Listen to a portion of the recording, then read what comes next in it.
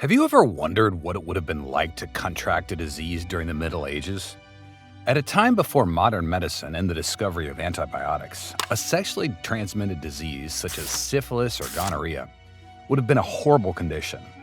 But did you know that many of Europe's middle-aged kings and dictators actually died from these diseases? Join us in this video as we explore some of the most devastating sexual diseases that have run rampant in humanity's history. We'll explore the origins of these STDs and how they began to spread drastically around Europe during the Middle Ages. So stick with us in this video as we shed light on how the royals of Europe and beyond dealt with these ailments and how they claimed many of their lives. This is one video you won't want to miss out on, so let's begin.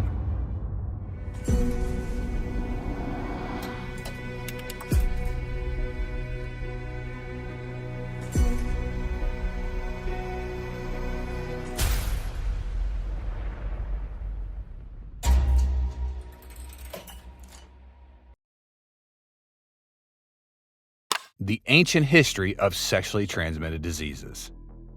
For as long as humans have lived on Earth, no doubt sexually transmitted diseases and infections have lived alongside them. While ancient civilizations had their own versions of makeshift condoms and contraception, it usually wasn't enough to ensure anywhere close to 100% safety. STDs have been well documented throughout the entirety of written history. We find references to such infections and diseases on the clay-baked tablets of Mesopotamia, as well as the Ebers Papyrus, a 3,000-year-old medical document written by a dynastic Egyptian doctor. But you may be wondering, how do we know that ancient writers were talking about STDs? Most of the time, doctors and historians can infer these ancient cultures were referring to such diseases based on the symptoms mentioned in the texts. Ancient Greek and Roman writers referred to symptoms such as genital discharge, which allows modern researchers to confirm the illness was some kind of sexually transmitted disease. This, accompanied by the recommended remedies for such ailments from ancient Chinese, Roman, and Indian writers, is enough to surmise that every civilization suffered from some kind of STD. Some of these ancient scribes went as far as to claim the infection was a God-given punishment. But nonetheless, just what sexual diseases were our ancestors dealing with in the past? Before we continue, if you'd like to see more videos like this on ancient history, consider subscribing to our YouTube channel, Shadows of History. The sexual diseases of history. Before the medical advancements made in the last 2 centuries, cultures from ancient times until the early modern period struggled to treat various sexually transmitted diseases. Unfortunately, a great deal of ignorance led to the spread of STDs such as syphilis and gonorrhea. These 2 diseases were by far the most common in Europe during the Middle Ages, ending the lives of commoners, warriors, and even kings and queens. But what exactly is syphilis, and how did it wreak such havoc on the lives of Europe's nobility? Let's find out. What is syphilis? Syphilis is a bacterial infection that spread through sexual contact and likely done for the entirety of humanity's history. Usually, the first telltale signs of this horrid disease are painless sores on the genital region, rectum, and mouth. It's passed on from person to person via the skin or contact with the sore. As there was no real treatment in ancient times, these diseases typically led to serious problems such as damage to the heart, brain, and vital organs, and eventually death. But where did this complex bacterial infection originate? A strain of syphilis is theorized to have arrived in Europe when Christopher Columbus and his crew returned from the New World. They brought items such as strange foods, spices, and drugs to their homeland. But the crew themselves also returned with the disease we now call syphilis. It's possible the conquistadors contracted the disease after sleeping with Native Americans on their expeditions. But considering their hellish reputation, the Spanish mercenaries likely raped the natives during their ventures. The colonization efforts of such Western peoples played a huge role in the spreading of STDs around the world. The first recorded writings of a disease that had symptoms that we now ascribe to syphilis were made in Europe back in 1495. While many assume Columbus and his expeditions were behind the outbreak that hit Europe in the 15th century, others have suggested that the disease existed before they ever set sail for the Americas. Scientists since the 1980s have been suggesting that a weaker strain of syphilis did exist in Europe. According to a study published in the 80s, syphilis was an old disease that in the late 15th century had suddenly evolved to become different and more virulent. To this day, conflicting opinions on the origin still exist. Some recent studies have indicated that it may have been a new epidemic venereal disease introduced by Columbus from America. What is gonorrhea? Gonorrhea is another horrid sexually transmitted disease that has more severe complications when compared to syphilis. This nasty STD is also caused by a bacteria called Neisseria gonorrhoeae and is commonly referred to as the clap. Generally, this bacterial infection will affect the urethra in both sexes, but will also latch onto the cervix, uterus, and fallopian tubes in the woman. Gonorrhea can be identified by a thick green or yellow discharge from one's genitals. It's generally spread through unprotected sex, but can also be passed from mother to child during pregnancy. If untreated, it could potentially spread to the blood and result in arthritis and dermatitis, which is a life-threatening condition. But where did this horrid disease originate, and how did it become so widespread in Europe? Gonorrhea is also likely existent since ancient times. The Chinese emperor, Huang Ti, describes the disease with similar symptoms in a book written in 2600 BC. In the Greek era, the revered physician Hippocrates called the disease stangury and claimed it resulted from the pleasures of Venus. Things had become so bad in Europe during the medieval period that the English Parliament passed a law to halt the spread of the perilous infirmity of burning around 1161 AD. But when we consider how gonorrhea began to spread around the world at an alarming rate during the early modern period, it comes back to the West's fascination with colonization. One theory suggests that the expeditions of sailors such as James Cook, a British explorer who sailed around the Pacific, took gonorrhea from Tahiti to New Zealand and Australia. Royalty attacked by STDs. Due to the widespread expeditions of men such as Columbus and Cook, sexually transmitted diseases were now transported around the world with ease. Symptoms of syphilis and gonorrhea were popping up everywhere, and no one was considered safe, not even royalty. Not long after the colonists returned to Europe, we saw a spread of sexual diseases such as syphilis around the Western world. And it didn't take long before it claimed one of its first royal victims, King Edward IV of England, passed away in 1483. One of his counselors wrote that he died from an unusual illness that was impossible to cure. In recent years, doctors and historians have concluded that from the various symptoms of Edward's sickness, they're not extremely certain that it was in fact syphilis that took his life. But he wouldn't be the last to suffer from this horrid sexual disease, and in less than a century, we'd see another king suffer from the same condition. Henry VII is known throughout history as the first in a line of Tudor kings. He was the paternal godfather of the vicious and somewhat insane King Henry VIII, known for amassing great wealth for the crown, all while chopping off the head of any wife that didn't please him. Between 1509 and 1547, Henry was married 6 times, with 2 of them meeting their demise by way of beheading. He had an unquenchable lust for ladies, and historians think this may have brought about the illness that would later claim his life. Henry's wives fell pregnant 10 times through his various marriages, yet only 4 children were born. The others were stillbirths. While this may seem rather unusual, it may make sense if we consider he may have had an STD. Medical records of the era show Henry had an unusual ulcer in 1527. If we couple this with the recorded stillbirths, both of these are symptoms that are synonymous with syphilis, and it seems our English king may have suffered from this disease.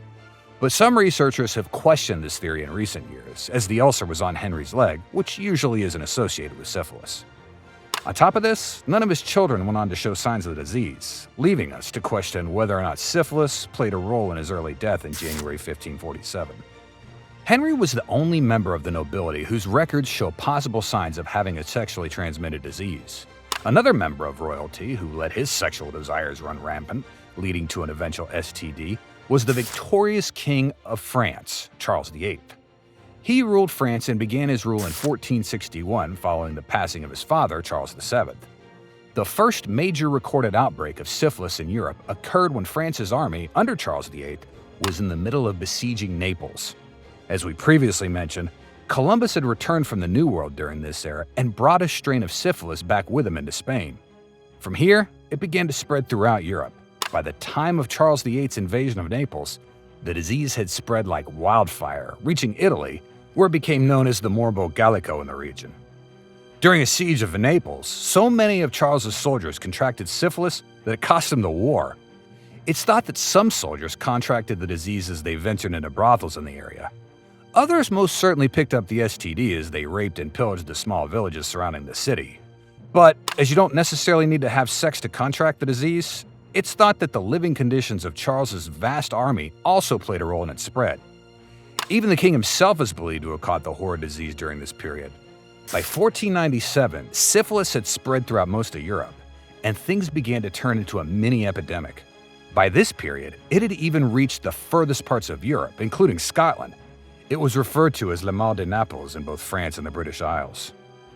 The next member of a noble family that may have suffered greatly from an STD is Ivan IV, also known as Ivan the Terrible. He was the first Tsar of Russia, ruling from 1547 to 1584, and is credited with turning the nation into one of the largest empires of the era thanks to his intellectual abilities and brutal leadership. Known for his stints of rage, Ivan enjoyed torturing individuals in his free time when he wasn't ruling over his vast kingdom.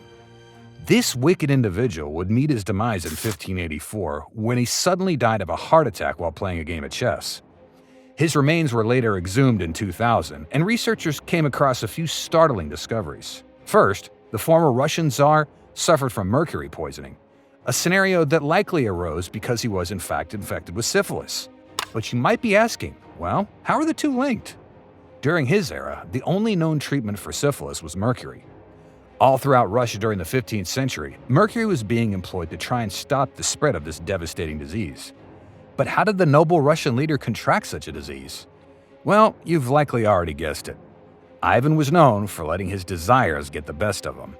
Over his life, he had 8 serious relationships and a lot of women on the side. Stories claim that Ivan had his first 3 wives poisoned, and that according to legend, even slept with tens of thousands of virgins. However, the latter might be a slight exaggeration. He was a ruthless figure who killed his own son during a fit of rage. On a separate occasion, he's said to have beaten his pregnant wife to such a degree that she miscarried their child. When Ivan eventually passed away, we were sure that very few people felt any kind of emotional pain, considering he'd killed tens of thousands of children during his life. If anyone were ever deserving of a disease as dreadful as syphilis, Ivan the Terrible would have topped the list.